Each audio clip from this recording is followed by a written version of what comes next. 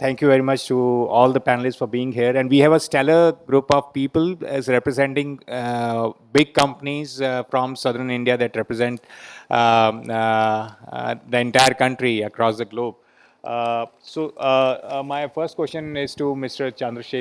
Chandrasekar. So you represent a hospital chain, a very big brand in this part of the country.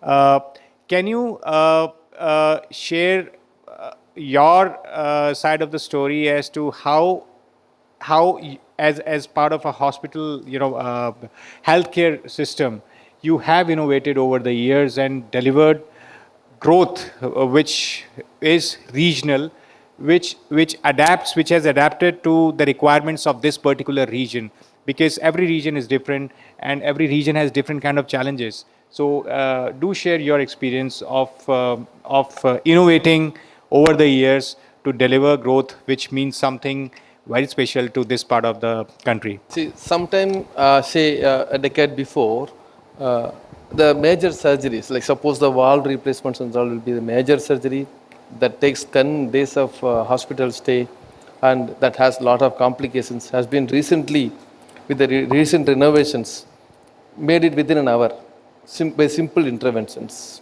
Something like a trans aortic valve replacement, like our cardiac team is doing it.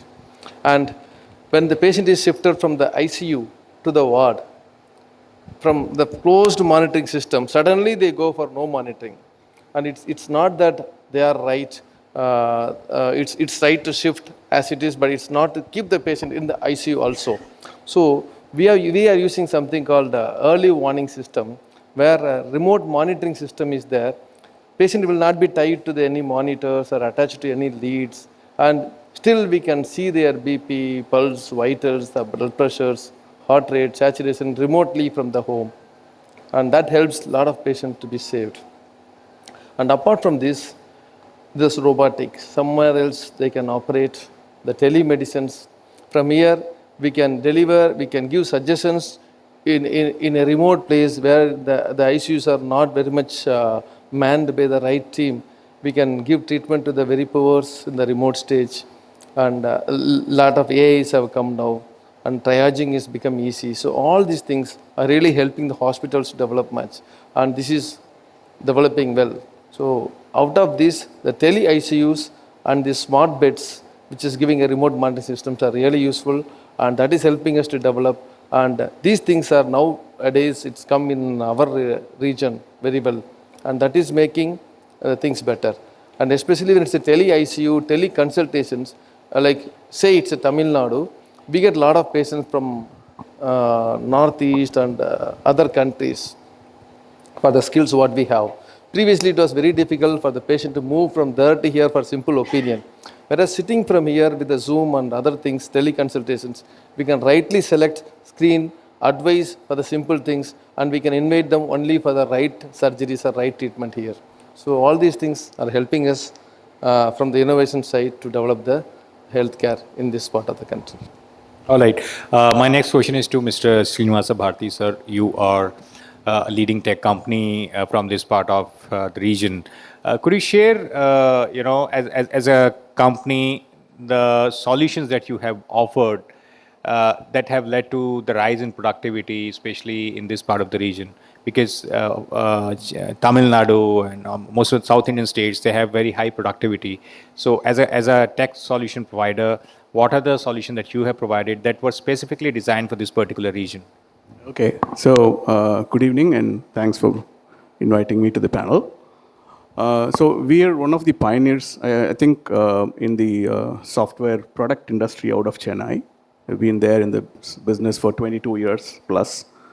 So what makes innovation tick in the region, I would say, I called it tick because there is a TIC involved. First is, of course, talent. The kind of talent that you are able to nurture, develop, and build out of this region has been great. Second is investment.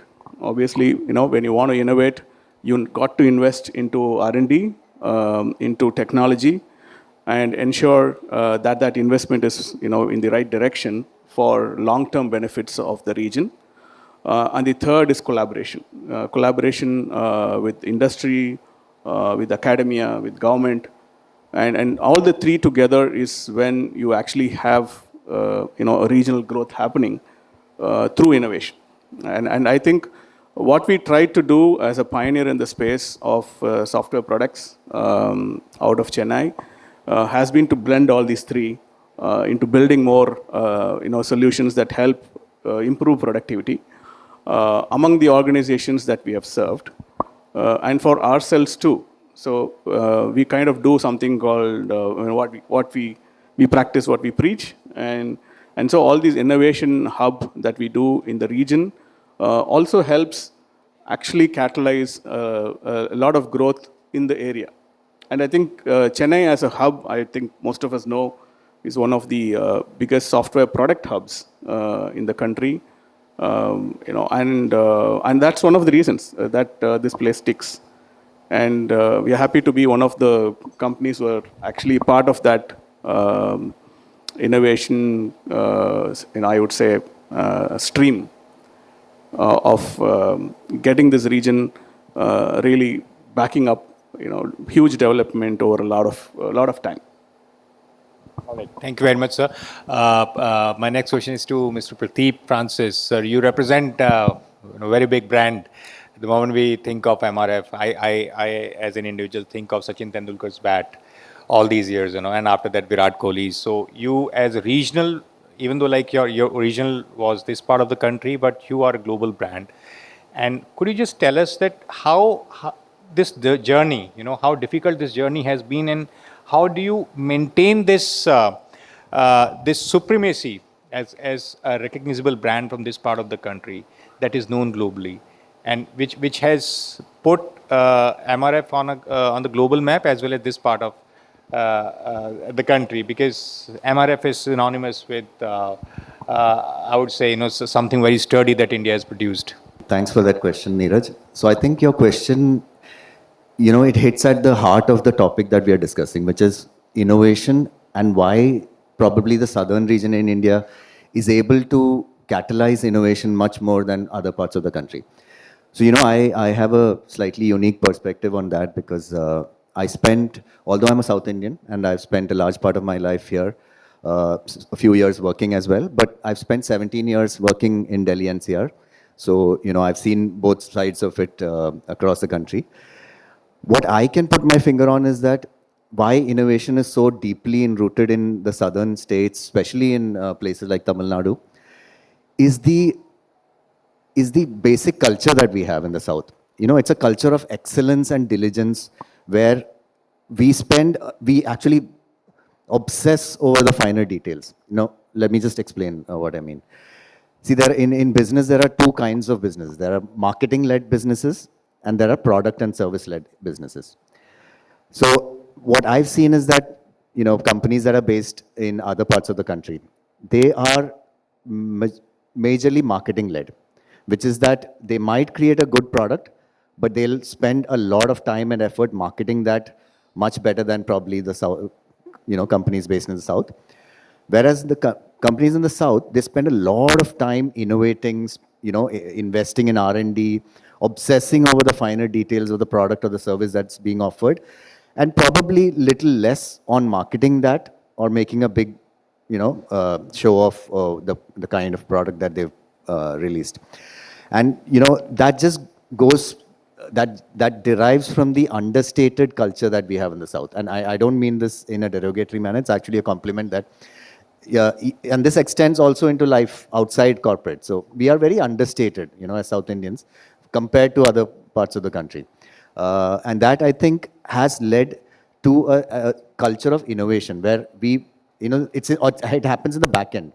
It's not always visible in the front end. I'll just give you an example. Last year, we launched a product that we had been developing for a few years. In fact, we actually had it in development for almost 4 years. And in that time, some of our competitors from the north, they launched their own version of the product. It came in, it failed. They launched another version.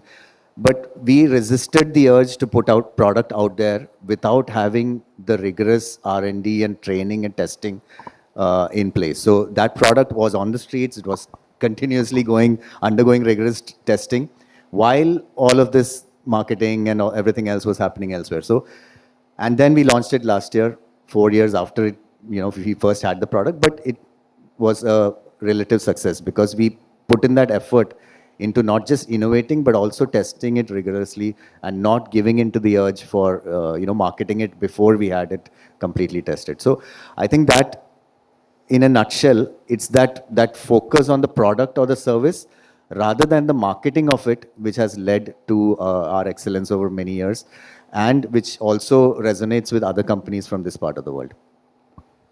Mr. Srinivasa, what's your take on what Mr. Pratip Francis was saying that, because there has always been this debate whether it is product versus marketing, because a lot of companies have a great product, but because they fail at marketing it, they have not been able to scale it up. A lot of companies that may not have a great product, but they were good at marketing, they managed to survive for a very long period of time, and then they had the money, and then they could improve the product. What side of the debate do you find yourself on? Okay, so that's why the role of a product marketer came up, right? There's something called product marketing nowadays, and I mean not now, of course, for the last few years. But I think, obviously, if you're talking to somebody from this part of the town, you will obviously say product is the king. So having a great product, today with social media and the digital media being there, I would think the ability to market yourself with a great product is much higher than actually having to spend the marketing dollars that you needed to do earlier. And hence, I would still think a great product is important, and it would possibly start selling by itself if you have a great product with decent enough marketing today. And that would be my answer. All right. Sir, in your sector, what sells more? Like, do you believe that, because, in the healthcare sector, we have seen, there are a lot of great doctors or great hospitals that may not be doing great business, but if you just talk to their customers, I would say patients, they have great reviews about them. But at the same time, especially in the last few years, we have seen the coming of new age startups that they are in the process of finding their product market fit, but in the process they are marketing very aggressively. So we have seen a lot of healthcare startups as well. As a traditional healthcare practitioner, how do you see this debate? And have you ever felt that have you ever felt disappointed that sometimes people without the kind of services that are required in the healthcare sector, they have made more profits compared to you? Yeah, like as he was telling, the product is the main thing. Let it be a new healthcare startup. If you are giving the right product, in the sense, the quality of care, like the blend of innovations and the treatment, that should be the right blend. For example, like here we have started the right branding activities, and utilizing these mobile apps as well as wearable apps rightly for the healthcare, and to deliver the instructions, summaries, warning signs through the healthcare, and getting the right equipments, for example, general surgery, whereas robotic and endoscopic. Getting the right equipments, right technology for the right patients, selecting it, and delivering it with a blend of empathy, innovations, everything together, maintaining the quality, attaining the customer satisfaction will never cheat us. So even it's a new startup, having the right ratio of everything with the right doctor, right paramedic team, right infrastructure, we can achieve. So I think there will be no point of disappointment when we are right in the actions. All right. Maybe I should add that if you want short-term wins, then you can be a great marketing organization and use marketing to do a one-time or a short-term win. But if you want long-term sustainable growth, you better have a good product. No, I agree with him. At the same time, only marketing will not help us. Marketing and branding is equally important. At the same time, when we do marketing and branding, invite many people into hospital, and you don't deliver the right treatment, that will be a negative marketing. Yeah. So how many number of people you bring in, they will go and say negative branding about us. So it should be the right proportion, right quality delivery, and right marketing branding will take it to the next level. Since we are discussing innovation and catalyzing regional growth, Mr. Pratip Francis, a regional company needs to, conquer other regions as well, and different regions come up with different challenges. For example, the culture in South India is different from culture in North India, and the culture in North India is different from the culture in East India or West India or maybe Northeast India. As a company headquartered in the South, uh, how do you scale these challenges of understanding, requirements of different regions, and and can you share some examples of setbacks that you may have faced in conquering a new market, and you after that you learn from it, your experience, and then maybe change your strategy? Yeah, Neeraj, slightly sensitive topic that you touched upon, but I'll give you examples and I'll answer the question also. So you're right, being from the south, in many ways, we are insulated from the other parts of the country, especially a state like Tamil Nadu.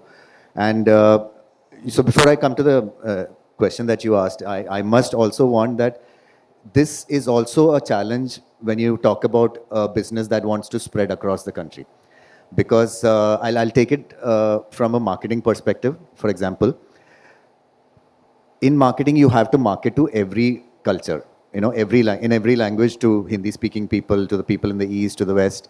When your entire marketing team is insulated and based mainly in the South with the kind of thinking that we have here, it does create challenges. And, that is something that we'll have to overcome if this rich heritage of innovation has to continue. Because let me tell you, as a marketer, and this might be controversial, but I'll be the first one to raise the red flag on this, that the youth of India from other parts of the country find it a challenge to relocate to, say, states like Tamil Nadu. And we have to just be honest and truthful about it. If we are to continue this, the streak of innovation and then, like you said, cater to the entire population. I can tell you, from a marketing perspective, all creative agencies have shut shop in Chennai. The JWTs, the Lintas, O&Ms, McCann, they all had agencies, branch offices here. They've all shut offices and moved to Bangalore, Mumbai, because that's where the so-called youth of India want to be present, So we'll have to address that at some point, which if we have to continue this, rich history of innovation, because India is a melting pot and it's getting all the other metros. It's not really a competition, but at the end of the day, we'll have to look at other metros as competition to Chennai. They have become cosmopolitan melting pots, especially for Gen Z, millennials, and the youth. So that's one challenge. How we are trying to address it, to answer your question, we make sure that we, especially in our sales team and in our regional marketing teams, we hire people, who have experience in those geographies. And we keep rotating them. We don't want the same mindset to be, present in a certain geography for a long period of time. We want people with multifaceted experience, diverse cultures and diverse experiences. Because at the end of the day, like you said, our product has to cater to everyone in the country. So we make sure we hire diverse people from diverse backgrounds. We make sure we rotate them across geographies and we give them exposure across the country. So the product is the same, but the way you market it will be different in different states and different cultures. So we are mindful of it. Why I mentioned it's a sensitive topic in the beginning is, there will always be North versus South and the product is from the South, but we've to a large extent overcome it, which is why we've been the leaders for more than 3 decades now. And we hope to keep capitalizing on that. Very, very, very interesting point raised by you that, unless and until states are able to create an environment where youth, irrespective of which state they come from, are able to settle down and contribute to the growth of that particular region, it would be very difficult for regional companies to have the global outlook. Because if we just look at the most powerful nation in the world, that's the United States of America, it is the most powerful nation because it has accepted people from across the world, and it has enabled talented people's entry into that country. Even though like globalization is on a retreat these days, with people controlling the borders.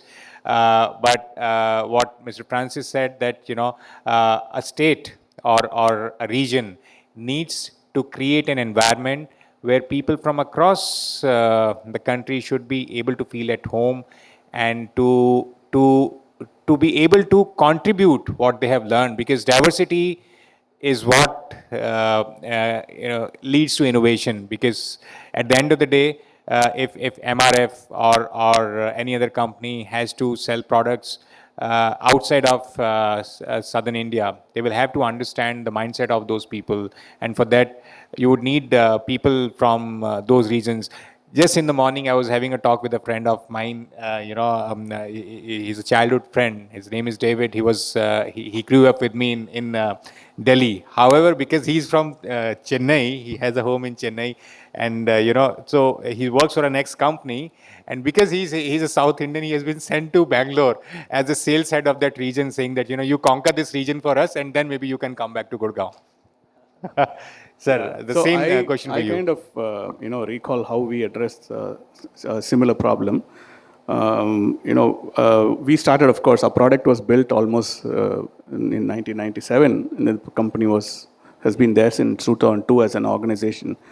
Some years ago, I think we started getting these, for questions from a lot of customers, because one of the main product that we have is a HR tech product, which means it impacts almost all the employees of an organization, irrespective of what type of role they perform in the organization. And we have more than 1 million such employees using it.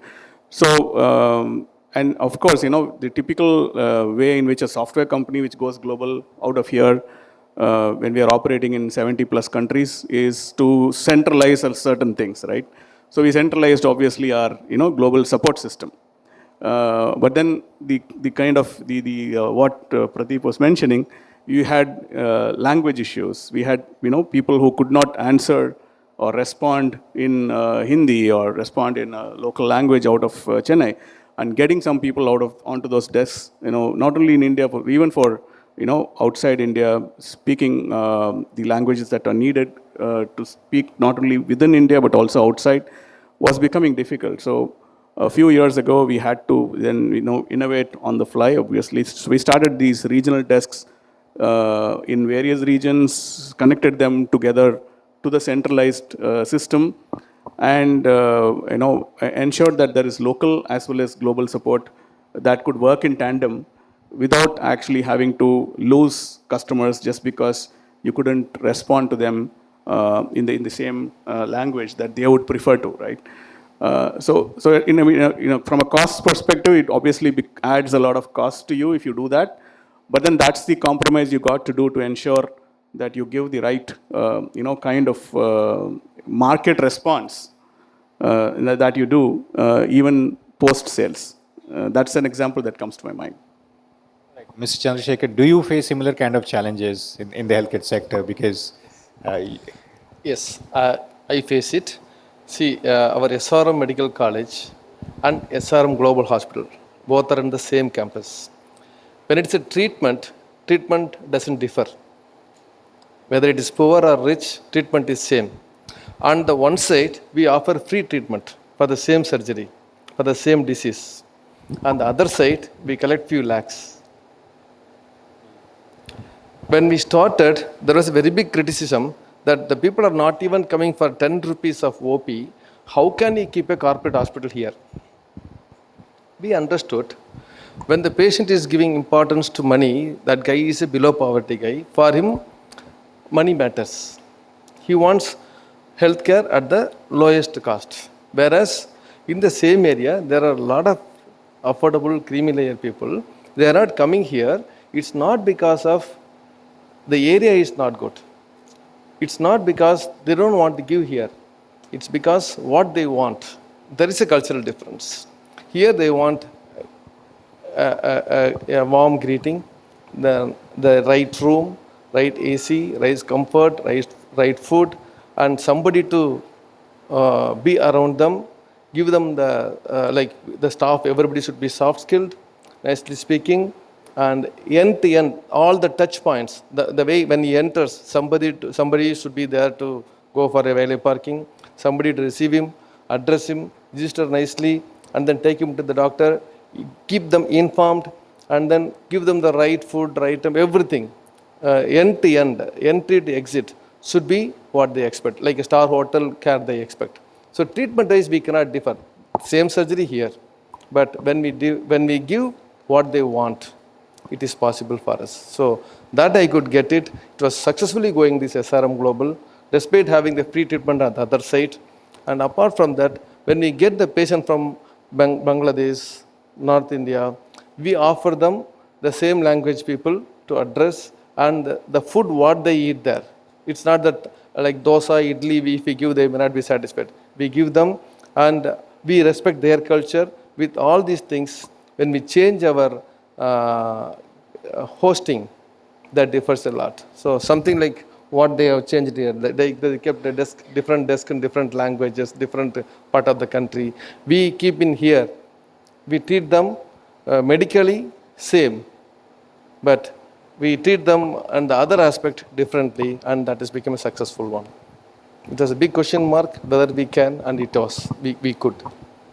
All right. Coming back to Mr. Francis. Mr. Francis, as we are discussing innovation, innovation requires an enabler, an ecosystem that allows innovation. It cannot happen, in any kind of a place where there is no culture. But beyond culture, there is also something called maybe the support of the policy from the governments. What kind of policies do you think have been provided in this part of the world by governments, especially in Tamil Nadu, that have enabled, that have created so many regional brands that have done so well in the country? Exactly. Like you said, it's not only the company's own policy, but also the government policies that have to foster and support a culture of innovation. And in my opinion, the southern states, especially Tamil Nadu, the government has taken a stake on long-term development. Like Sir mentioned, innovation doesn't come about by chasing short or mid-term targets. Short and mid-term targets can be achieved through marketing. That's my area. But if you want long-term and sustained growth, development, and success, you need to invest in innovation. And that's the culture that the government has fostered in this part of the world, which is to invest, come out with policies that help organizations invest in the future. Not the next 2 years, 3 years, 5 years, but in the future. And being from Kerala, I know the flip side of it as well, where there's a government that doesn't really look at innovation or corporate or business as something to be invested in. So that's what the government brings to the table. But then it's also up to the organizations to take advantage of that. And for example, the organization I'm at, again, internally, the culture is one of looking at long term. Always look at the long term success or benefit for the company. We don't have short-term targets. We don't look at things for the next 1 year, 2 years, or 3 years. Everything that we do, from the R&D that goes into our product, to the testing that happens on the product, to the marketing of it, is always with a long-term vision in mind. So I think it's both ways. The government has fostered that, and organizations are jumping onto that bandwagon. Again, with due respect to my friends from the north, it's very different over there. And having spent 17 years in that culture, I can tell you, it's always about the short and medium term success in other parts of the country. Whereas in here, in the south, it's more about the long term. Sometimes people mistake it for being laid back or, not as aggressive, not as ambitious, not as driven. These are some of the expressions I hear. But I look at it as a positive, which is that the eye is always on the long term success rather than on the short and medium term, like in other parts of the country. I would possibly add that continuation of policies across the political spectrum has also possibly been one of the big, differences. That irrespective of who is in power, I think some of the critical innovation-led policies have been maintained and kind of fed also. That's one, I think, point. And the other is the difference between do I support incremental innovation or do I support disruptive innovation, right? So incremental innovation happens in many places. But if you take disruptive innovation, it takes a longer time to actually fester, invest, and disruptive innovation means long-term success. And so governments and policies that support disruptive innovation, like I think the southern governments did in the 80s when they actually built thousands of engineering colleges in the south, which led to a huge influx of engineers. While today, of course, it could possibly be on the downside, but that led to the rise of the technological innovation that happened in that part of the world. And that was a long-term, policy intervention that created that scenario. Similarly, I think in the medical field, that we have possibly the largest number of medical colleges in the state, in the country. So I think that those kind of policies that foster long-term thought processes, like you were saying, provides that impetus for innovation across the world. I think if you take the innovation capital of the world, we would call it Silicon Valley, possibly Boston in the technology side. At some point in time, Detroit was the innovation capital in the automobile side, and most popular innovation capital for, let's say, in the movie industry, Hollywood, right? So they keep coming up with innovative ways of doing things. And so if you look at it, the policies that support those innovations have been long-term and not really restricted to the governing party or whatever at that point in time. And that's, I think, would be the answer from mine. Yeah. Yes, I sir. was talking to you about the TAVI, the interventions, which needs like surgeries for 10 days can be done within an hour. And say for your Parkinsonisms, a small chip in the brain will give him the bright life again. He can run, walk, smile.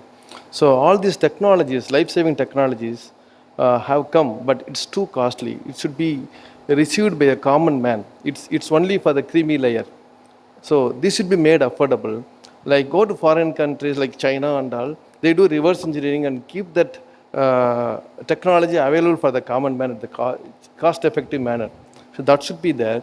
And the government regularizations shouldn't be barrier or bottleneck for the innovations. That should be catalyst. So they have to bit ease on the regularization, and they have to help in bringing down the cost of these innovations so that the larger community will be useful. Otherwise, see the requirement of Parkinson's, say 1 million people are there, only few hundreds are getting the treatment.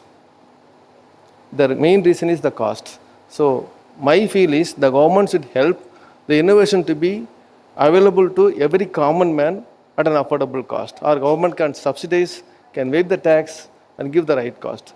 Apart from that, as an administrator, what I feel, on one side there are a lot of schemes, CM scheme, all those schemes. They're giving the payment which is less than that of the cost which is occurring for the hospital.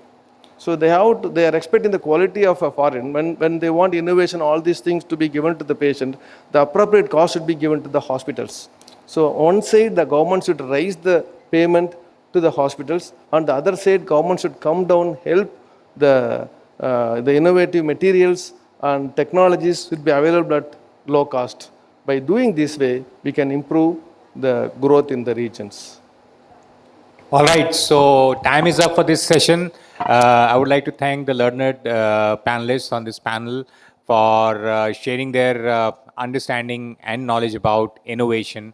I would like to sum up this session with 3 important points: that innovation cannot happen in silos. Innovation requires constant vigil and constant focus by companies, that they need to innovate for the long term, and just focus on marketing will not yield them any sustainable results.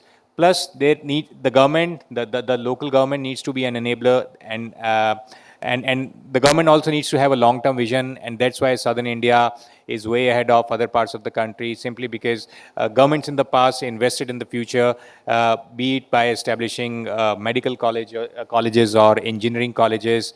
And the third thing is, I would say that, that the companies need to collaborate and and attract the best talent from across the world. There should be no barriers to talent, because at the end of the day, a company is as good as the kind of people they work with, or the kind of people work for them. And we have global examples of companies, be it Tesla or OpenAI. In most of those places, a large number of people are not the locals. They have traveled to that country, and they have adopted that country, and they have contributed to the growth of that country. The same thing, the same logic applies in within India as well. Irrespective of which state you are from, every state should have an environment that its companies are able to hire and attract the best talent, and that's what will result in long-term sustainable growth. Thank you very much for being here to listen to this lovely panel. Thank you very much, everyone.